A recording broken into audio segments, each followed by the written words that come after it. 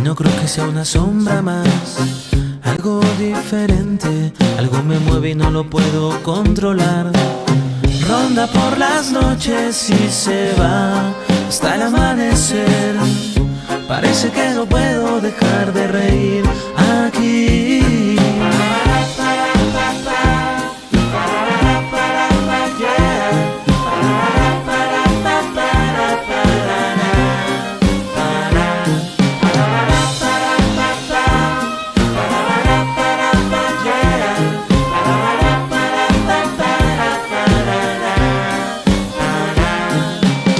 Algo pasa este día, será que sí, pero porque algo muy extraño sentí. Como en el mundo de Sofía, nunca se sabe lo que irá a seguir. Me siento gaviota que libre se va. Tiraré mis miedos para allá.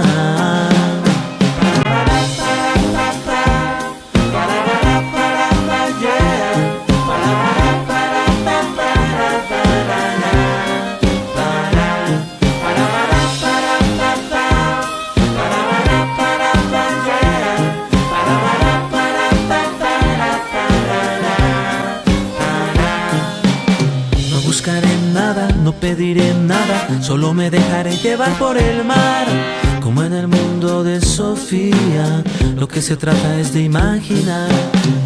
Hay algo en el cielo que no distingo aún. Parece que es fuego o quizás seas tú. Me siento gaviota que libre se va. Tiraré mis miedos para allá. Si vos me dices qué cosa es, tal vez me ayudes a entender. Como en el mundo de Sofía, lo que se trata es de aprender. Puedo ver que hay luz, puedo verme bien, puede que sea una historia sin fin.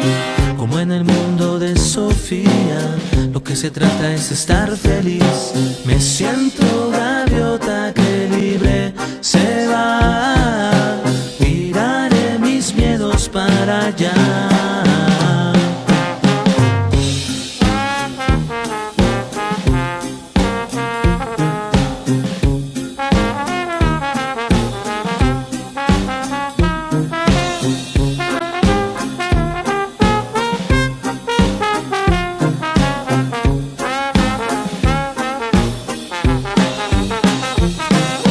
Me siento gaviota que libre se va. Tiraré mis miedos para allá. Me siento gaviota que libre se va. Tiraré mis miedos para allá.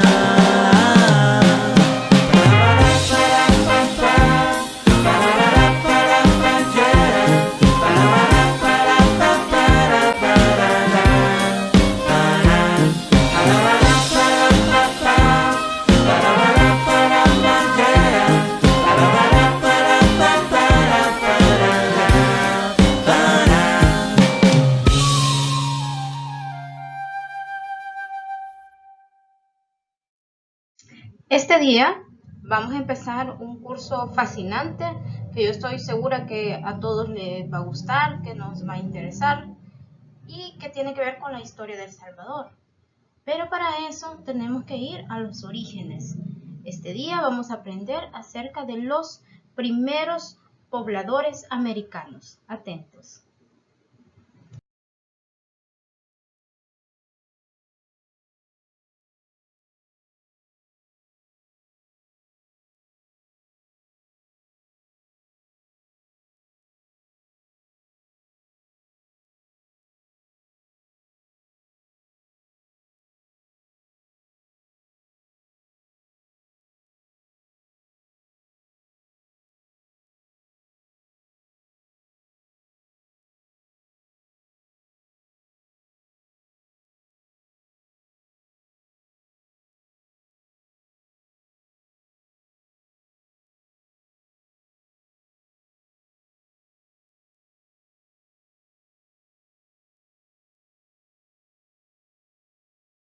Como podemos observar en este mapa, los restos más antiguos de los seres humanos se han encontrado en el sureste de África y se presume por la datación que fue hace 200, más o menos 200.000 años antes de nuestra era.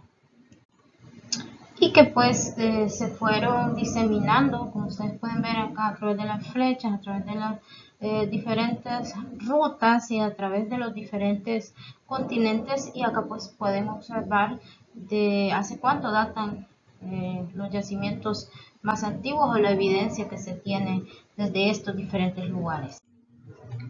En paleoantropología, el término humano anatómicamente moderno Homo sapiens anatómicamente moderno hace referencia a miembros de la especie Homo sapiens con una apariencia física consistente con los fenotipos de los seres humanos modernos.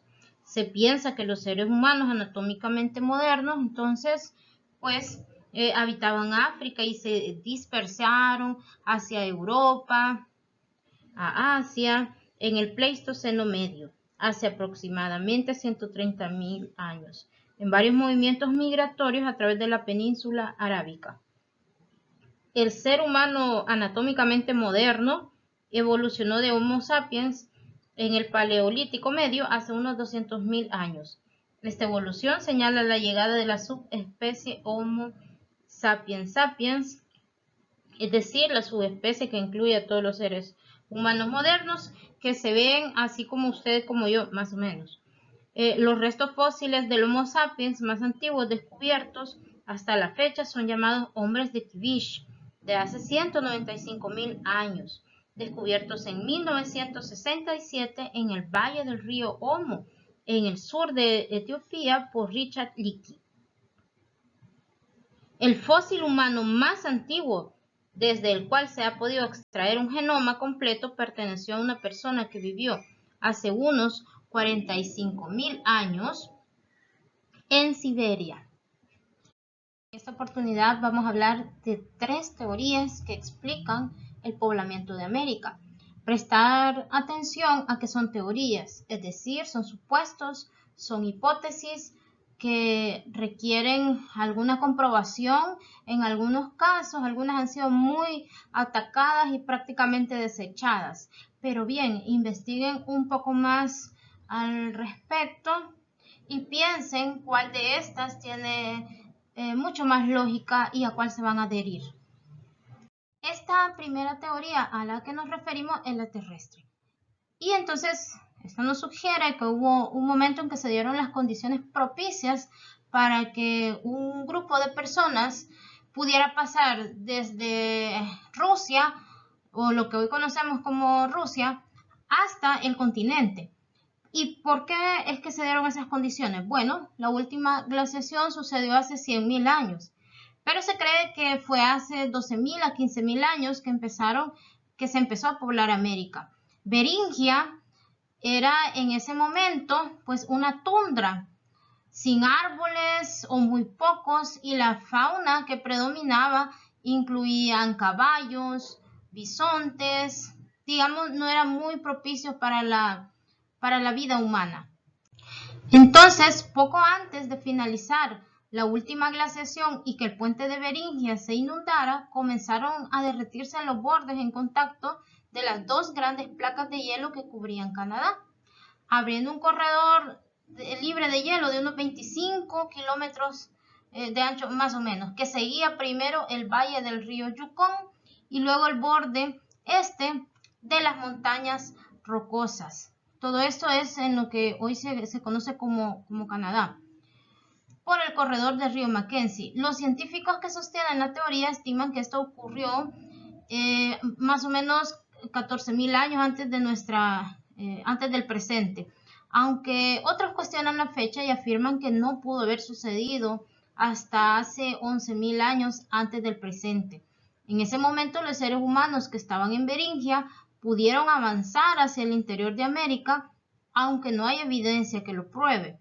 Esta teoría se articuló con los descubrimientos de la cultura Clovis, que ya lo veremos más adelante que se refiere, que databan del año 13.500 antes del presente, para concluir que había sido integrada por los primeros migrantes que ingresaron por el puente de Beringia, de la que a su vez habrían descendido todas las demás culturas indoamericanas.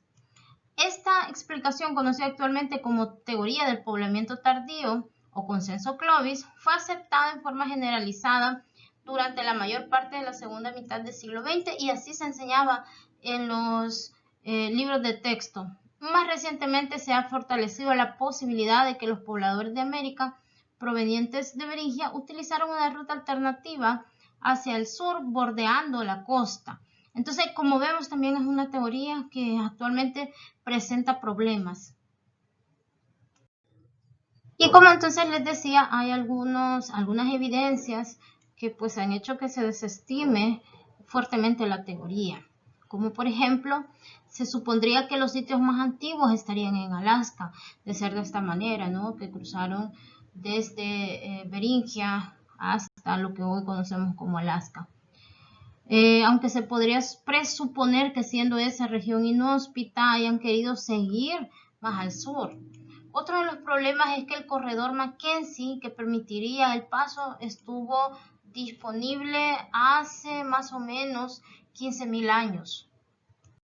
El descubrimiento de este sitio pues también representa para la teoría un problema. Y estamos hablando del sitio de Meadowcroft en Pensilvania.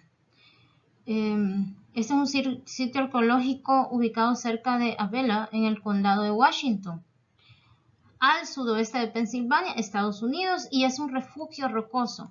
El sitio fue excavado desde 1973 hasta 1978 y se encuentra que a través de la datación por carbono 14, que ya más adelante vamos a estar viendo a qué se refiere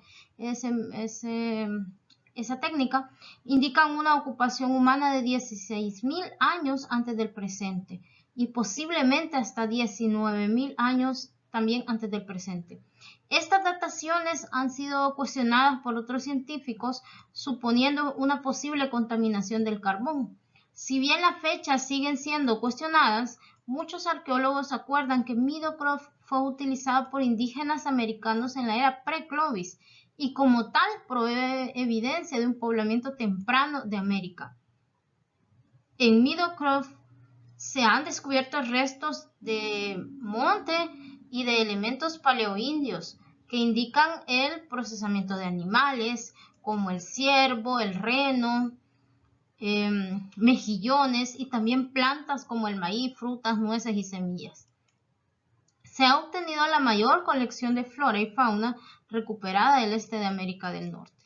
En este sitio también se han encontrado muchas herramientas, como ustedes pueden ver en la diapositiva, incluyendo cerámica, bifaciales, hojas laminares, unas puntas de proyectil lanceoladas y varias puntas acanaladas, que se consideran el marcador del periodo paleoindio. Los descubrimientos del Monte Verde también, que es otro de los sitios que vamos a ver, y han replanteado completamente la teoría predominante que hasta hace poco pues es la que se enseñaba con mayor vigor en las academias. Esta es otra de las teorías que ha venido a poner en entredicho la teoría del poblamiento tardío o de cultura Clovis. Y entonces, ¿a qué se refiere esta teoría? Esta también es llamada teoría del poblamiento temprano o teoría pre-Clovis, por lo que ya hemos dicho anteriormente, y es en realidad una serie de estudios y hallazgos arqueológicos, lingüísticos y genéticos relativamente recientes que cuestionan esa teoría bastante extendida y además ha generado un sonoro debate internacional sobre el tema.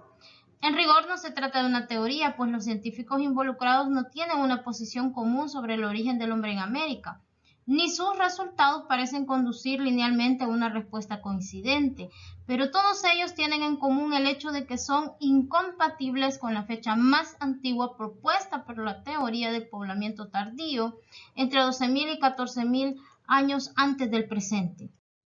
Evidencia de esta teoría la encontramos en diferentes sitios, como por ejemplo en Journeys Cape de Alaska, de 10.500 años antes del presente. Arlington, California, también tenemos otro sitio. Es decir, ustedes en el mapa pueden ver todos esos yacimientos que se han encontrado y que coincidentemente están bordeando la costa, y que además algunos de ellos han sido datados mucho más antiguos que los que se han encontrado en Alaska y que serían mucho más coincidentes con la teoría Clovis.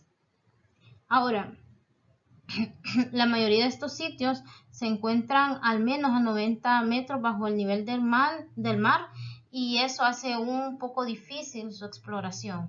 Monteverde en Chile, que está datado de hace 14.000 años antes del presente, pues es un sitio muy importante para dar luz de cómo es que se movieron, cómo fueron las migraciones hacia el continente americano. Y es una evidencia muy fuerte del poblamiento temprano, que pone en entredicho el poblamiento tardío o de tradición Clovis.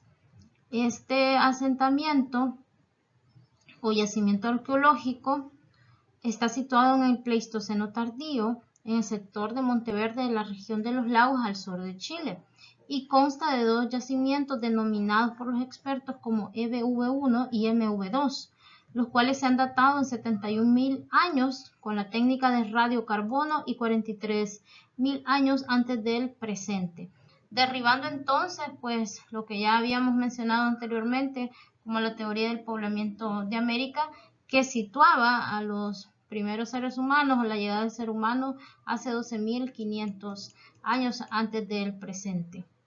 Y este sitio ha sido posible que se datara porque es un lugar bastante pantanoso.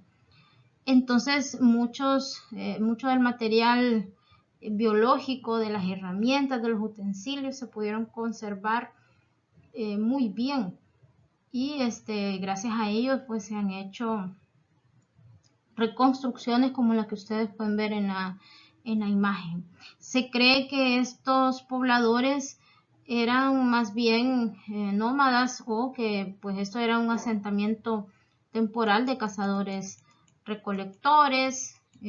Probablemente entonces esto da luz a que andaban en busca de cazar su alimento, algunas especies animales, y que pues abandonaban el sitio cuando habían podido cumplir con esa faena. Este lugar está muy cerca del río Maullín, en la actual ciudad de Puerto Montt, y de veras que es un sitio, si ustedes revisan en internet, los restos han sido muy bien preservados a través del tiempo. Esta teoría denominada salutrense es bastante reciente, del año 2012, y fue presentada en Irún, España, en un congreso que se denominó Atlantiar, y por los doctores Denis Stanford y Margaret Jodrey, y con un tema que se denominó evidencia de una tradición marítima atlántica entre Europa y América del Norte durante la última glaciación. Y entonces lo que estos expertos estaban tratando de demostrar era la conexión entre Europa y América, es decir, que esos primeros pobladores de América se habían movido desde Europa, más específicamente por el Atlántico Norte. Y entonces, aunque al inicio se podría pensar que es una teoría antigua, pues no, es una teoría bastante nueva, pero no muy extendida entre la comunidad académica, porque presenta algunos problemas. Por ejemplo, que la tecnología salutrea, que es lo que ustedes pueden ver acá,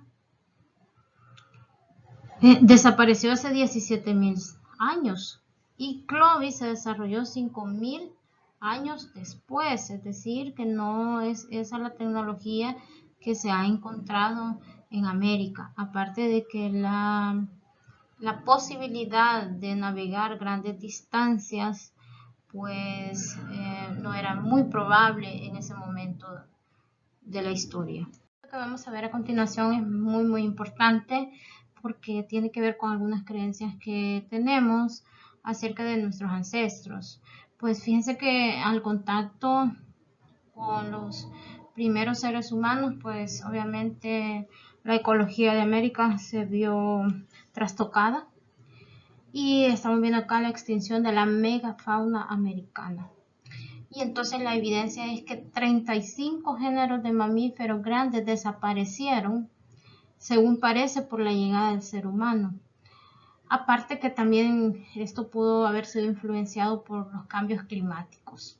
Osos perezosos se han encontrado incluso en El Salvador. Por ejemplo, en el año 1979 se encontró un fósil en la hacienda San Juan en Morazán, y en el 2013 en Apopa se encontró un mastodonte. Esta noticia fue especialmente publicitada en los diferentes medios y pueden buscar ustedes más información al respecto. ¿Cómo se sabe entonces lo que se ha venido diciendo a través de las teorías acerca del origen asiático del ser humano americano? Pues hay diferentes evidencias que son aportadas por la antropología biológica. Y hoy vamos a ver tres que tienen que ver con la sinodoncia, con la genética y con la lingüística. En la primera, que es la sinodoncia, y aquí pueden ver ustedes evidencia de eso, en 1883 un antropólogo analizó las dentaduras de asiáticos y latinoamericanos, encontrando menor variación en latinoamericanos. Esto hace referencia a que en algunos asiáticos, en particular los chinos de etnia Han y algunos japoneses, y los nativos americanos tienen un patrón dental distintivo que se conoce como sinodoncia, donde, entre otras características, los dos primeros incisivos superiores no están alineados con los otros dientes, pero se hacen girar unos pocos grados hacia el interior y son en forma de pala. A esto es que se le llama también como el paliamiento dental. Y lo que tiene que ver con la genética, la evidencia antropológica dental sugirió que los nativos del norte de China, con una primera migración, dieron lugar a la formación de los grupos étnicos paleoamericanos. Una segunda migración a los nativos Nadenev y una tercera a los esquimo-aleutas. En 2014, el análisis del ADN mitocondrial del esqueleto completo de Naya, datado en 12.900 años antes del presente, encontrado en México, un sistema de cuevas submarinas de Tulum ha probado un vínculo genético entre los paleoamericanos y los modernos nativos americanos, ya que encontró que Naya tenía el haplogrupo de 1, exclusivo de los actuales amerindios, especialmente de América del Sur. Estos resultados avalan las teorías del poblamiento americano desde Siberia. Con respecto a la lingüística, Joseph Greenberg propuso tres familias principales de lenguas en América: los esquimo-aleutianos, los nadené y las lenguas amerindias, las cuales equivaldrían a tres procesos distintos del poblamiento de América, aunque sus métodos y conclusiones no son aceptadas por la mayoría de lingüistas americanos. En particular, las críticas se centran en negar el grupo amerindio como grupo filogénicamente válido desde el punto de vista lingüístico. Si bien los dos primeros grupos, esquimo-aleutano y nadené, son universalmente aceptados y corresponderían a las dos oleadas más recientes, el tercer grupo, el amerindio, es enormemente diverso y podría corresponder a un proceso migratorio más largo en el que podrían haber participado grupos lingüísticamente diversos, a diferencia del caso de las dos últimas migraciones.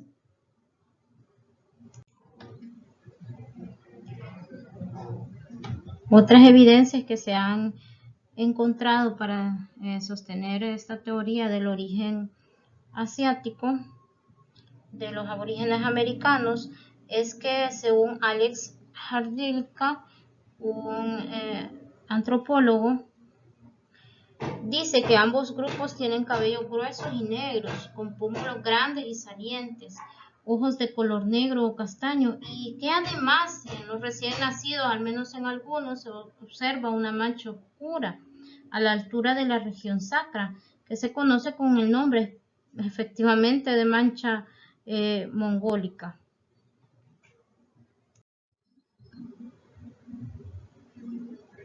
El hombre de Kennewick, bueno, este se refiere a unos restos que fueron encontrados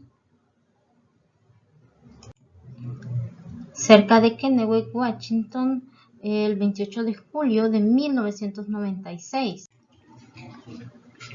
El descubrimiento de estos restos fue accidental, pues una pareja de espectadores que aquí se realizan carreras anuales de hidroplanos encontraron un cráneo mientras estaban allí observando.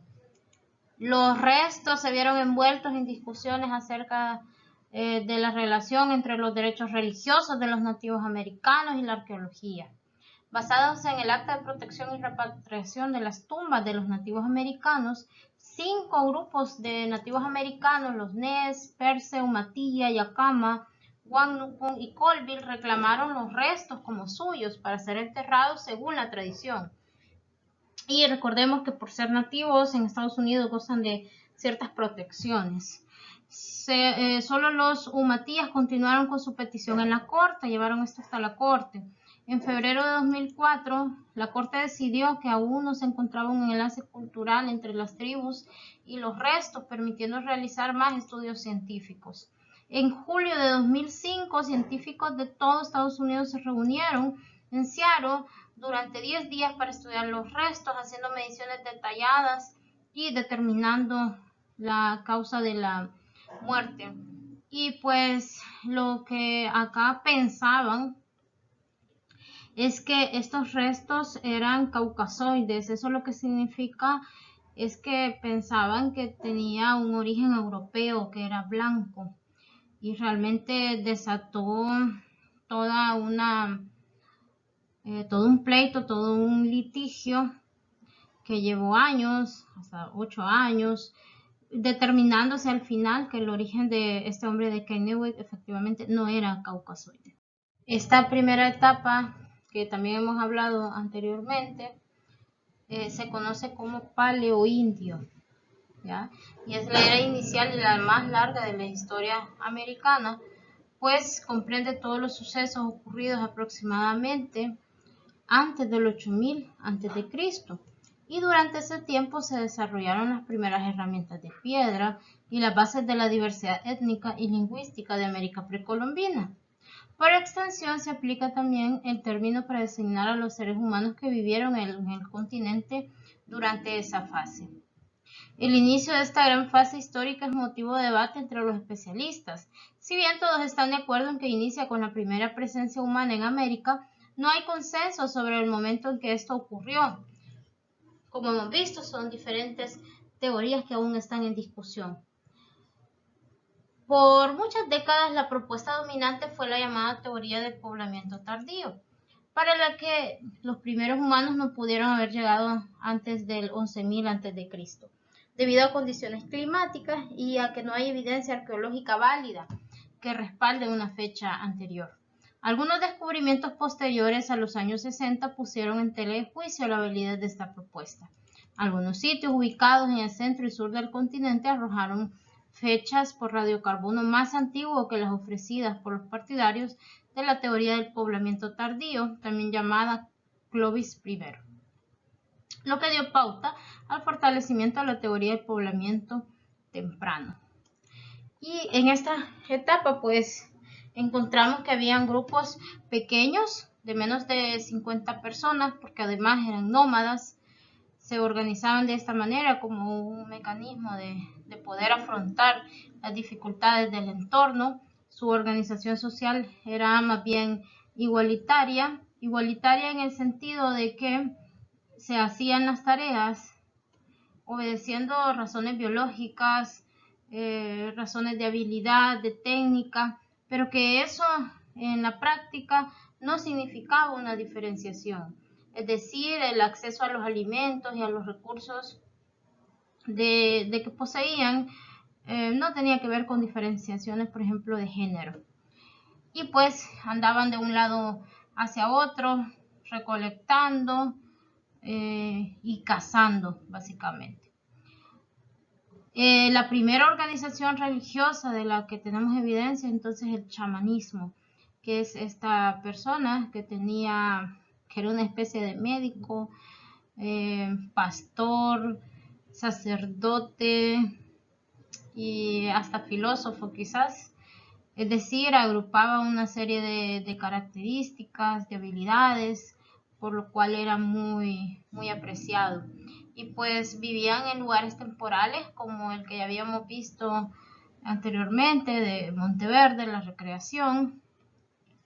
Y algunos ejemplos actuales pueden ser los Inuit, los Andes sur de África o los aborígenes de Australia. La cultura más antigua de la que se tiene evidencia es la llamada Clovis. Antes quiero aclarar que cultura es todo aquel conocimiento, técnica que se pasa de una generación a otra. Puede ser cualquier cosa, siempre y cuando una generación anterior se la vaya pasando a la siguiente y así sucesivamente. Entonces acá lo que se ha encontrado, por ejemplo, acá en la diapositiva les dice en el sitio LAMP del estado de Nueva York, pues es la evidencia de cómo se trabajaban estas puntas, ¿no? A base de percusión, como acá se muestra. Todavía hay algunas pocas personas que dominan la técnica y que elaboran esto, y que además, pues esto no era un simple artículo, sino que tenía una utilidad práctica para la casa y para otras necesidades del diario vivir. Estas puntas Clovis son artefactos, como ustedes pueden ver, como una forma de hoja, y que además los filos son paralelos o tienden a ser más bien convexos. Su manufactura requiere de la aplicación cuidadosa de presión a lo largo de todo el costado, y la base de la punta es cóncava y las caras generalmente presentan una acanaladura. La base del objeto generalmente es más gruesa que los filos y la punta. En comparación con las puntas Folsom, que son otras también tradiciones que se encuentran, las Clovis son más toscas y pues se utilizaban, como en la recreación podemos ver, para la caza de megafauna. Y solo es de pensar cómo cada una de esas, ese artículo representaba una especie de fortuna para la persona que lo tenía. Una de las tecnologías bastante importantes fue la cultura Folsom, que debe su nombre a las puntas de proyectil encontradas sobre todo en Norteamérica Central. Este nombre lo acuñó Jesse Figgins en 1927, y es posible que la cultura Folsom haya derivado de la cultura Clovis, que es más primitiva y que data de entre 9000 a.C. al 8000. Numerosas culturas paleoindias ocupaban América del Norte, con algunas restringidas a las grandes llanuras y a los grandes lagos de los modernos Estados Unidos y Canadá, así como áreas adyacentes del oeste y suroeste. La cultura Folsom se caracterizaba por el uso de sus habitantes como proyectiles. Los habitantes lo utilizaban como proyectiles, y por sus actividades, todo ello recogido de yacimientos arqueológicos en los cuales, según se cree, se mataban a los bisontes. Y bueno, por ejemplo, algunos yacimientos exhiben hasta más de 50 bisontes muertos usando pues la punta Folsom. ¿Quiénes la utilizaban? Bueno, hay una dieta muy variada, ¿no? Que se utilizaba, por ejemplo, para matar cabras, marmotas, ciervos, conejos, etcétera. Continuando con la historia del hombre americano, el periodo arcaico comenzó hace aproximadamente 10.000 años, en el 8000 a.C., y coincide con los inicios del Holoceno, es decir, cuando terminaron las glaciaciones, y entonces pues el planeta entero sufrió un calentamiento global.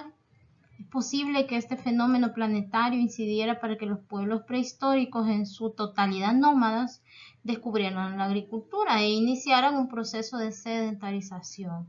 Poco a poco se fueron estableciendo en diferentes lugares.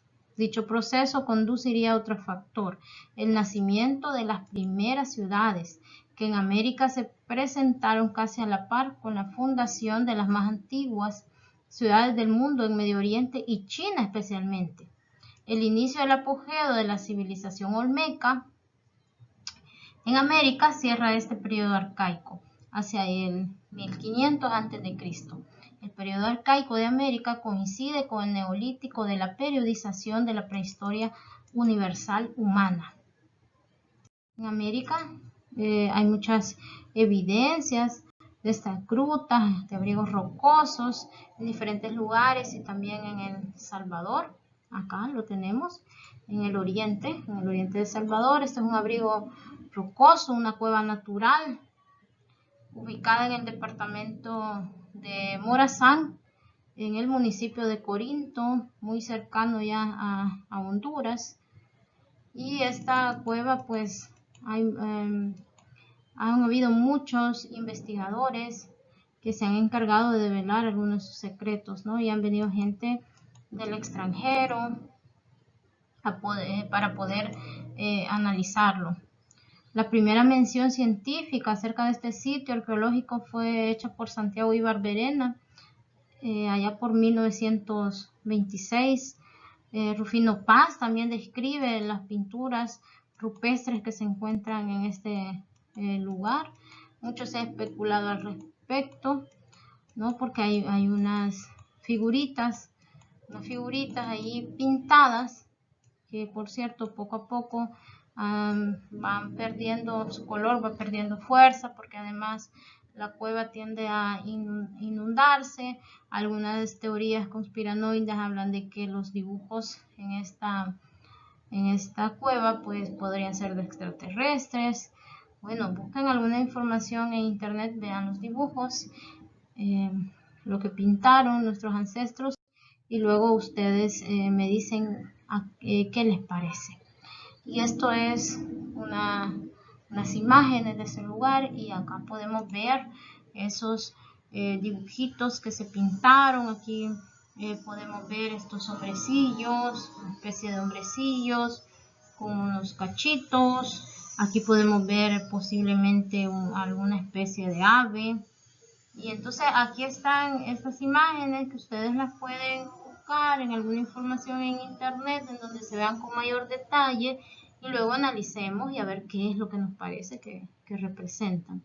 Y el sedentarismo, que es una forma de poblamiento por la cual una sociedad ya se establece en un determinado lugar y empieza a llamar a ese lugar hogar, ¿no? Y es la antítesis del nomadismo, en donde los seres humanos andan de un lugar hacia otro.